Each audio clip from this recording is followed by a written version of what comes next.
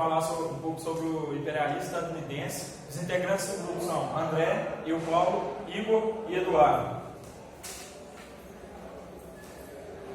Eu vou dar uma pequena introdução sobre o conceito de imperialismo e a origem histórica do imperialismo americano.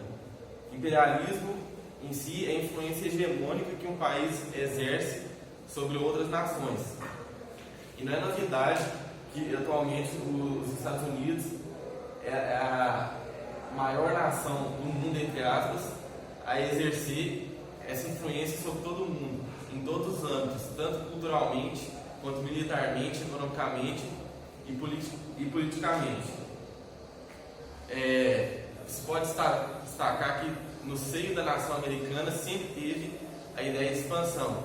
Antes eles eram as 3 colônias, mas a partir da independência a expansão foi contínua em direção ao oeste em todas as regiões dos Estados Unidos, por meio de conquistas territoriais, militares, acordos econômicos, etc. Mas alguns historiadores destacam que o imperialismo começou de fato a partir de 1898, depois da Guerra Hispano-Americana, que foi quando os Estados Unidos travou uma guerra contra a Espanha, ganhou essa guerra e adquiriu as possessões territoriais ali da Espanha, né? Como as Filipinas, a Cuba e etc. A partir daí, os Estados Unidos começou a se expandir internacionalmente. Mas mesmo assim, a sociedade americana ainda tinha uma ideia meio que isolacionista, pois eles se preocupavam apenas com o desenvolvimento próprio na época. Porém, com a Segunda Guerra Mundial, quando o presidente Roosevelt estava no poder, ele decidiu acabar de vez com isso e que os Estados Unidos só seriam a maior nação do mundo quando eles se expandissem em todos os aspectos mundialmente. A partir daí, então, na Segunda Guerra Mundial, através da política do Lend-Lease, o presidente Roosevelt enviou diversos equipamentos, desde armas, equipamentos bélicos em geral e suprimentos para a Europa a preços baixíssimos. Dessa forma, os Estados Unidos lucrou muito e tornou as nações da Europa e algumas outras dependentes deles mesmos, ou seja, a partir daí a influência econômica e militar já estava meio que assegurada. Bom, eu vou falar um pouco sobre o sumário. Aqui a gente tem o documento histórico, né, que eu escolhi a emenda Platt, tem a expansão territorial dos Estados Unidos, e tem o gráfico, né, que vai demonstrar a expansão territorial por tempo.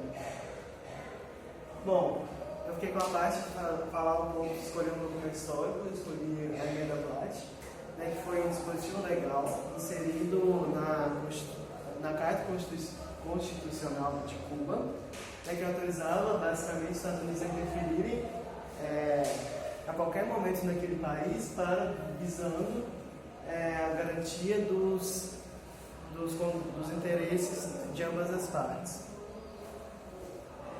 O dispositivo, na verdade, significa, na prática, a política Big Stick, né, que foi no século anterior, né, com o presidente Theodore Roosevelt. E é importante ressaltar, né, que o dinheiro norte-americano ele foi usado na ilha cubana, trouxe diversos benefícios. Dentre eles estão no aumento da produção de açúcar no país e também acabou aumentando diversos setores, como transporte, serviços e de turismo. A emenda Platt foi constituída de 8 disposições especiais, mas eu vou citar as 5 mais importantes, né? 5 mais importantes. A primeira delas foi que o governo de Cuba nunca deveria aceitar. É um acordo, um tratado que tendesse a reduzir a independência do país. O segundo foi que o governo cubano não deveria assumir nenhuma dívida pública sem que eles não que ele não possa pagar como uma receita ordinária.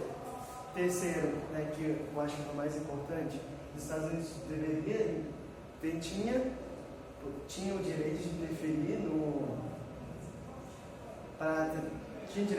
no país, para garantir a liberdade individual de cada cubano. Quarto, a Cuba deveria vender ou arrendar terras para uma estação de carvão ou naval. E o quinto e último, que garantia, né, o cumprimento de todas as oito disposições, que seria que Cuba deveria incluir as disposições acima em um tratado permanente com os Estados Unidos. Aqui é uma imagem, né, que fala que é uma caricatura, uma charge cômica que foi inspirada na época. Aqui ela tem a imagem de um indígena, se refere-se que Cuba conseguiu a independência do país deles. Ele está com uma guerra, na qual os Estados Unidos ajudou contra a Espanha. Aqui está falando que mesmo eles conseguiram a independência, eles não estavam no livre porque tinham a mão dos Estados Unidos dentro dela. Agora eu vou falar sobre a imagem escolhida aqui para representar o imperialismo americano, que é um personagem muito icônico que representa os Estados Unidos, né, no cenário mundial, que é o Tio Sam ou Uncle Sam, como eles dizem. Todo mundo sabe que após a queda da União Soviética, em 1991, os Estados Unidos finalmente ascendeu como a maior potência do mundo. E a partir daí, mais do que antes, no passado, a gente influenciava em diversos conflitos, como no Vietnã e na Coreia, mesmo indiretamente. Depois, no Iraque, na Síria, em todos os conflitos do mundo, os Estados Unidos está envolvido. Em todos os países do mundo, ele tem bases militares, etc. E aqui diz: I want you to shut up, que quer dizer o quê? Eu quero que você cale a boca. Ou seja, os Estados Unidos têm o poderio para fazer com que qualquer país fique sob a mercê da vontade dele. Ou seja, a partir da maior economia do mundo, do maior exército do mundo, etc., o Tio Sam pode fazer o que ele quiser, entre aspas, com toda essa hegemonia sobre o mundo. Isso é o que essa imagem representa. Bom, agora como o que a gente tinha que criar um mapa, um gráfico, nós decidimos criar um gráfico para mostrar a expansão territorial dos Estados Unidos durante esse período do imperialismo. Mas antes é interessante nós mostrarmos um mapa que ele mostra todas essas terras que os Estados Unidos conquistou ao longo do tempo, iniciando nas 13 colônias até depois o território tomado da Grã-Bretanha após a independência e todos os outros estados que foram comprados ou adquiridos depois de guerras, e isso contribuiu para o crescimento do território dos Estados Unidos. Aqui, primeiramente, nós tínhamos as 13 colônias com uma área de 778 mil quilômetros quadrados. Aí, depois da independência, o território cresceu e, assim, nesse tempo aqui, ficou com 2.822.000 quilômetros quadrados. E depois a gente mostra o território atual dos Estados Unidos, que a área total dele é 9 milhões, mais ou menos 9 milhões e 500 mil quilômetros quadrados. Pode passar. Então, nós decidimos pegar todas essas áreas e retratar elas no gráfico. Começando em 1776, que foi quando os Estados Unidos se tornou independente. A área nesse período era de 778 mil quilômetros quadrados. Em 1803, os Estados Unidos comprou a terra da Louisiana, comprou da França, sua área aumentou para 2.144.000 quilômetros quadrados. Em 1819, os Estados Unidos comprou a Flórida e o Colorado da Espanha, adquirindo mais 170.000 quilômetros quadrados. Depois, os Estados Unidos tomou do México o estado do Texas, que aumentou mais 965.000 quilômetros quadrados na sua área total. Mais tarde, em 1846, os Estados Unidos comprou o Novo México também do México. Isso contribuiu para que o território dos Estados Unidos aumentasse e, ao mesmo tempo, o território do México diminuísse. Em 1848, os Estados Unidos obteve o estado da Califórnia em uma guerra contra o México também, aumentando em 930 mil km² a sua área total.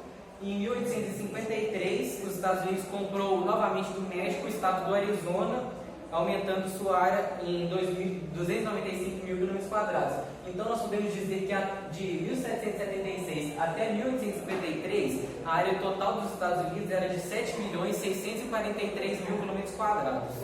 Bom, em 1867, os Estados Unidos anexou ao seu território o Alasca. Ele foi proveniente da compra junto ao Reino Unido, e o Alasca correspondia a cerca de 1.700.000 km².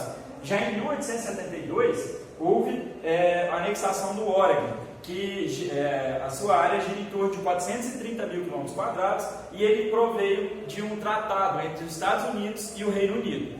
Já que em 1898, nós vemos duas barras. A primeira é em razão da anexação do Havaí, que ela aconteceu devido à derrubada do reino vigente no Havaí.